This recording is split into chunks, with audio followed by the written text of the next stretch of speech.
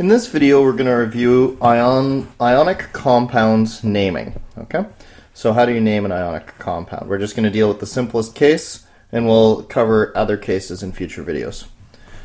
So remember that an ionic bond is formed when an electron is transferred from one atom to another. So imagine something like lithium, who has one electron, and chlorine, who has 7 valence electrons. And the lithium transfers its 1 electron to the chlorine. Lithium's electronegativity is very low, chlorine's is very high, and so what that means is when they try to share this electron, chlorine wants it so much more than lithium that the electron is transferred from lithium to the chlorine, resulting in a lithium ion and a chlorine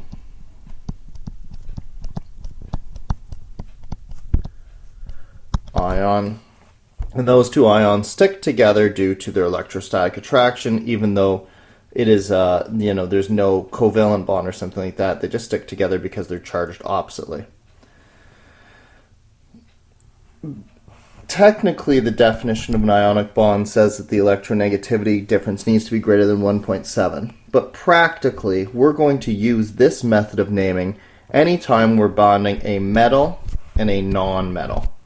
So we're not going to get out our chart and check the electronegativity difference every time we have a compound. If it's a metal and a non-metal, this is how we're going to do it. The method's pretty straightforward here. We're going to say the name of the metal, so we're going to list the metal. Then we're going to list the non-metal. We're going to change the end to IDE. So here we have CaCl2. If I looked it up, that's calcium and chlorine. So that is just going to be calcium chloride. Lithium and fluorine. Again, lithium is a metal, fluorine is a non-metal, so it's going to be lithium fluoride. And finally, sodium and oxygen. So sodium is metal, oxygen is non-metal, so we're going to call this sodium oxide. See, I changed all those endings to IDE. So again, metal, non-metal, change the ending to IDE. We don't need to specify the number of each atoms because they form ions. Those ions are going to combine in the lowest ratio possible. So if you have calcium chloride, it's always going to be CaCl2. Nothing else can happen, so we can use this simple naming system and we don't have to worry about the number of each atom. So, on the other hand, how would we go about taking a compound like magnesium bromide and writing the actual chemical formula for that? Here we're going to use the crossover rule. In another video I'm going to talk about why the crossover rule works, but for now we're just going to practice with it. So magnesium, if we looked at a periodic table, we'd see that magnesium was in the second group, or the second column. He's somewhere around here in the periodic table. And so what we remember is it's like +1 for that column, +2 for that column. So magnesium forms a stable charge of +2.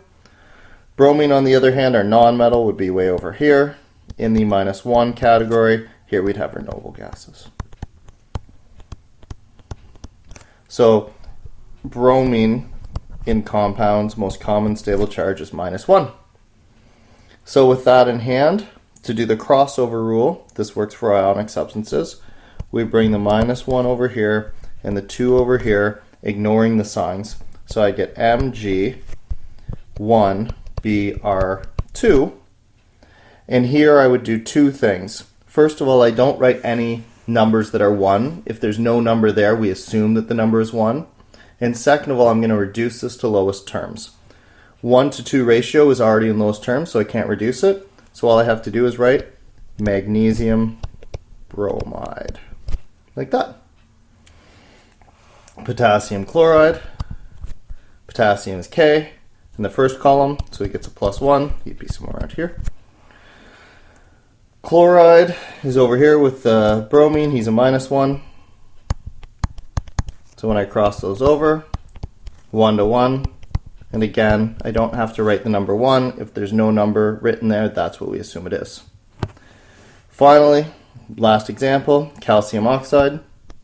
Calcium sits right here in the periodic table, so he's a +2. Oxygen is one more category over here, so he'd be a -2.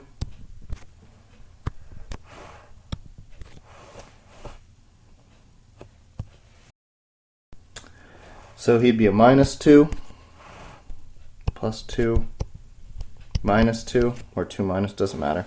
Anyways, when I cross these over, I would get calcium 2, oxygen 2.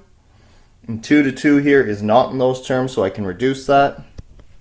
Divided both of them by 2, and I get calcium 1, oxygen 1.